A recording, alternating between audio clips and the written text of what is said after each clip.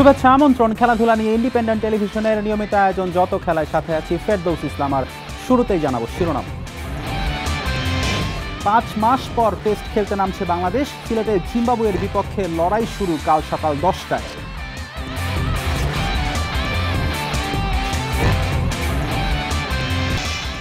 জুলাই অভ্যুত্থানে ছাত্র জনতার উপর শুটিং ফেডারেশনের অস্ত্র ব্যবহার করা হয়েছে জানান যুব ও ক্রীড়া উপদেষ্টা।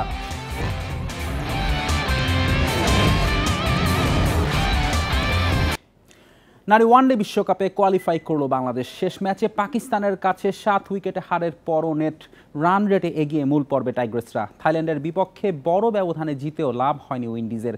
রান রেটে বাংলাদেশের চেয়ে পিছিয়ে থাকায় ছিটকে গেল ক্যারিবীয়রা। লাহোরে ব্যাটিংয়ের শুরুতে নড়বড়ে বাংলাদেশ। 109 রানে হারায় 5 উইকেট। সেখান থেকে ঋতুমনির 48 ও ফাহিমার 44 রানে ভর করে 178-এ থামে টাইগ্রেসরা। জবাবে বাংলাদেশকে কোনো সুযোগই দেয়নি পাকিস্তান। মুনেবা ও আলিয়ার 50-তে অপরাজিত থেকে আসর শেষ করে স্বাগতিকরা। এই হারে পাকিস্তানের সঙ্গে মূল পর্বে যাওয়ার সম্ভাবনা বাড়ে ওয়েস্ট ইন্ডিজের, কারণ নেট রান রেট কমে যায় বাংলাদেশের। থাইল্যান্ডের বিপক্ষে মহা গুরুত্বপূর্ণ ম্যাচে টস জিতে ফিল্ডিং নেয় উইন্ডিজ। বোলিংয়ের শুরুটা ভালো হয় ক্যারিবীয়দের। 118 রানে তুলে নেয় থাইল্যান্ডের 7 উইকেট। এরপর শেষ 3 উইকেটে 166 রান তোলে থাইল্যান্ড। এতে কঠিন হয় উইন্ডিজের কোয়ালিফাই করা। সমীকরণ ছিল মূল পর্বে যেতে 10 ওভারে লক্ষ্যে পৌঁছাতে হবে ক্যারিবীয়দের, অথবা 11 ওভারে করতে হবে 172। এর কোনোটি করতে পারেনি হ্যালি ম্যাথিউসের দল। 10 ওভার 5 বলে লক্ষ্যে পৌঁছায় উইন্ডিজ। এত বড় জয়ের পরও আনন্দের উপলক্ষ আসেনি, বরং কান্নায় ভেঙে পড়ে গোটা ক্যারিবীয় দল। আর নাটকীয়ভাবে রান রেটে এগিয়ে ওয়ানডে বিশ্বকাপ খেলার যোগ্যতা অর্জন করল জ্যোতির দল। টাইগ্রেস শিবিরে এখন উচ্ছ্বাসের ঢেউ। ফেরদৌস ইসলাম, ইন্ডিপেন্ডেন্ট নিউজ। কাল সিলেটে 2 ম্যাচ সিরিজের প্রথম টেস্টে জিম্বাবুয়ের বিপক্ষে লড়বে বাংলাদেশ। 5 মাস পর আবার সাদা পোশাকের পরীক্ষা টাইগারদের। প্রতিপক্ষ নিয়ে না ভেবে টেস্ট সংস্কৃতি গড়ে তুলতে চান অধিনায়ক নাজমুল হোসেন শান্ত। আর স্বাগতিকদের হতাশ করতে মুখিয়ে জিম্বাবুয়ে অধিনায়ক ক্রেগ আরভিন। ম্যাচ শুরু হবে কাল সকাল 10টায়। জিতলে প্রশংসা পাওয়ার সুযোগ নেই বললেই চলে, হারলে রাজ্যের সমালোচনা। জিম্বাবুয়ের বিপক্ষে খেলার বিপদটাই এখানে। বাস্তবতার বিচারে শক্তিতে এগিয়ে বাংলাদেশ, তবুও ভয় টাইগারদের ধারাবাহিকতার যে বড্ড অভাব। 2018-তে চেনা প্রতিপক্ষের সাথে সিলেটে টেস্ট হারের দুঃস্মৃতি স্বাগতিকদের জন্য সতর্কবার্তা। যদিও সমৃদ্ধ টাইগার পেস ইউনিট সাহস বাড়াচ্ছে দলের। জিম্বাবুয়ে সিরিজ দিয়ে টেস্ট সংস্কৃতি সমৃদ্ধের লক্ষ্য টাইগারদের। 20-22 বছরে টেস্ট ক্রিকেট একই রকম ছিল, খুব বেশি উন্নতি হয়নি। সো এই জায়গাটাতে নিশ্চয়ই আমাদের কোনো কিছু পরিবর্তনের দরকার আছে। সো ওই পরিবর্তনটাই করার আমরা চিন্তা করছি। 5টা-6টা টেস্ট ম্যাচ আছে, নতুন কিছু আপনারা দেখতে পাবেন ইনশাআল্লাহ।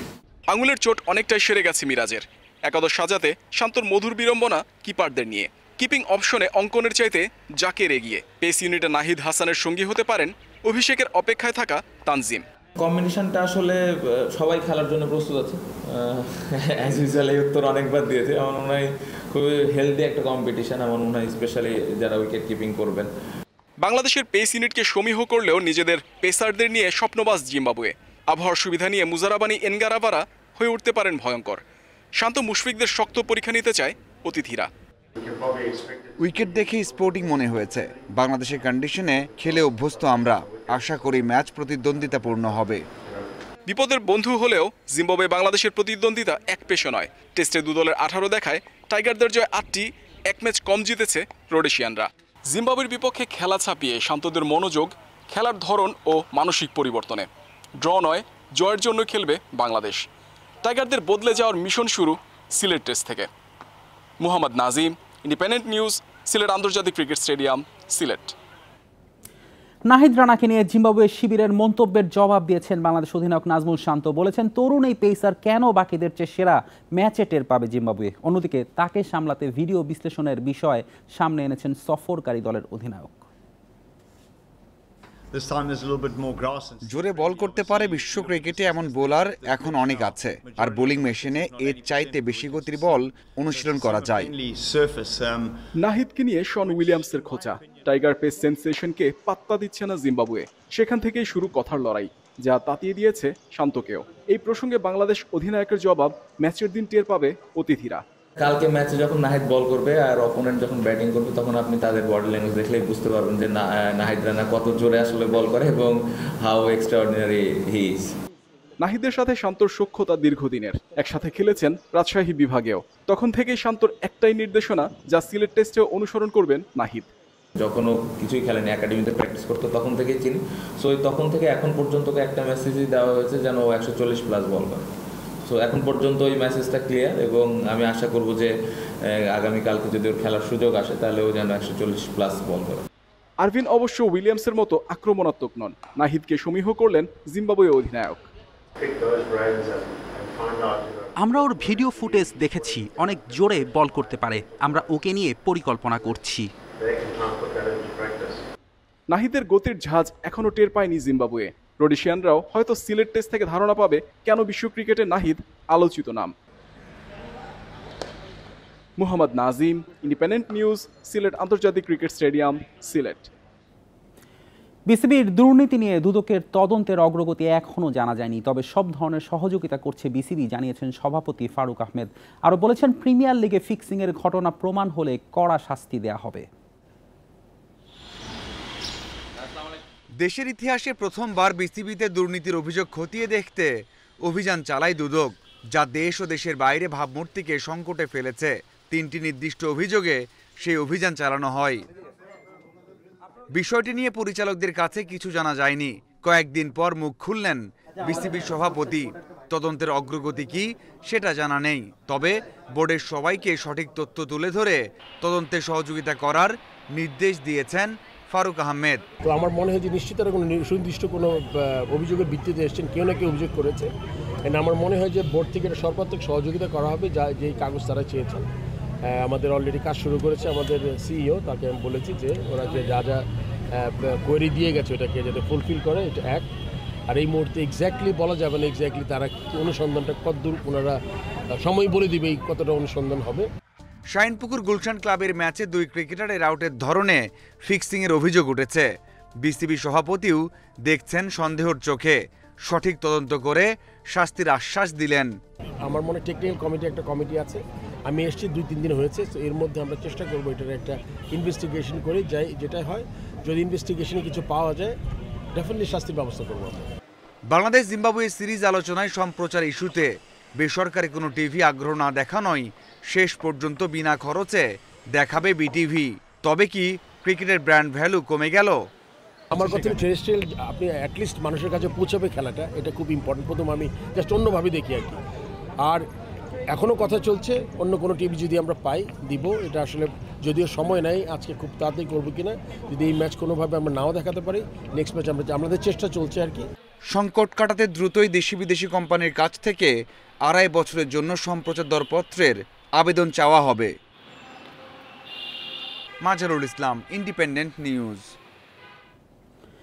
জুলাই গণ অভ্যুত্থানে সাধারণ মানুষের উপর হামলায় শুটিং স্পোর্ট ফেডারেশনের অস্ত্র ব্যবহার করা হয়েছে, জানিয়েছেন ক্রীড়া উপদেষ্টা। সতর্কতার কারণে তাই ফেডারেশনে অ্যাডহক কমিটি দিতে দেরি হচ্ছে। আলোচনা করে সার্চ কমিটির সময় বাড়ানো হবে। দেশের ক্রীড়াঙ্গন ঢেলে সাজানো হচ্ছে। সার্চ কমিটি কাজ করছে রাজনীতিমুক্ত ফেডারেশন গড়তে। এখন পর্যন্ত 26 ফেডারেশন ও অ্যাসোসিয়েশন নতুন অ্যাডহক কমিটি পেয়েছে। 20 এপ্রিলের মধ্যে সব কাজ শেষ করার কথা ছিল সার্চ কমিটির, তবে এখনও অর্ধেকের বেশি কাজ বাকি। আলোচনা করে সার্চ কমিটির সময় বাড়ানো হবে। সাফল্যের ক্ষেত্রে অনেক এগিয়ে শুটিং স্পোর্ট ফেডারেশন, তারপরও তাদের অ্যাডহক কমিটি দিতে দেরি হওয়ার কারণ জানিয়েছেন ক্রীড়া উপদেষ্টা। যদি আমি শুটিং ফেডারেশনের কথা বলি, শুটিং ফেডারেশনের বিভিন্ন জায়গার অ্যামিউনেশন এবং অস্ত্র জুলাই গণঅভ্যুত্থানে ফেডারেশনের দায়িত্বশীলদের সহযোগিতাতেই এই মানুষের উপর গুলি করার ক্ষেত্রে ব্যবহৃত হয়েছে। সেক্ষেত্রে আমরা একটু এক্সট্রা সতর্কতা সহিত কমিটিগুলো পুনর্গঠন করছি। হামজার আগমনে বদলে গেছে দেশের ফুটবল। ক্রীড়া অঙ্গনের সবখানেই এমন বদল আনার লক্ষ্য। সব ফেডারেশনকেই যোগ্য প্রবাসী খেলোয়াড় আনার উদ্যোগ নিতে বলেছে জাতীয় ক্রীড়া পরিষদ। স্থায়ী সমাধানের জন্য দেশেও ভালো খেলোয়াড় তৈরিতে জোর দিচ্ছেন ক্রীড়া উপদেষ্টা। এটা কোনো স্থায়ী সমাধান না। স্থায়ী সমাধানটা হচ্ছে আমাদেরকে প্লেয়ার তৈরি করতে হবে। আমাদেরকে একেবারে প্রান্তিক পর্যায় থেকে সম্ভাবনাময়ী ট্যালেন্টগুলোকে হান্ট করে নিয়ে এসে তাদেরকে প্রপার যে ফ্যাসিলিটিস এবং প্রপার ট্রেনিংয়ের মাধ্যমে তৈরি করতে হবে। ওইটা হচ্ছে স্থায়ী সমাধান। তবে আমরা অবশ্যই যারা বাংলাদেশি বংশোদ্ভূত বিভিন্ন দেশে ভালো করছেন তাদেরকে বাংলাদেশে নিয়ে আসার সুযোগটা হাতছাড়া করতে চাইব। কয়েক বছর আগে সংস্কার করলেও ভলিবল স্টেডিয়ামে হয় না কোনো আন্তর্জাতিক ম্যাচ। ইনডোর সুবিধা বৃদ্ধি করে সেই আক্ষেপ ঘোচানোর আশ্বাস ক্রীড়া উপদেষ্টার। পিয়াস সাহা, ইন্ডিপেন্ডেন্ট নিউজ, ঢাকা। এই ছিল আজকের যত খেলা। ইন্ডিপেন্ডেন্ট টেলিভিশনের সব খবর বিস্তারিত জানতে চোখ রাখুন ফেসবুক, ইউটিউব ও এক্সে। আমন্ত্রণ আমাদের পরের আয়োজনে।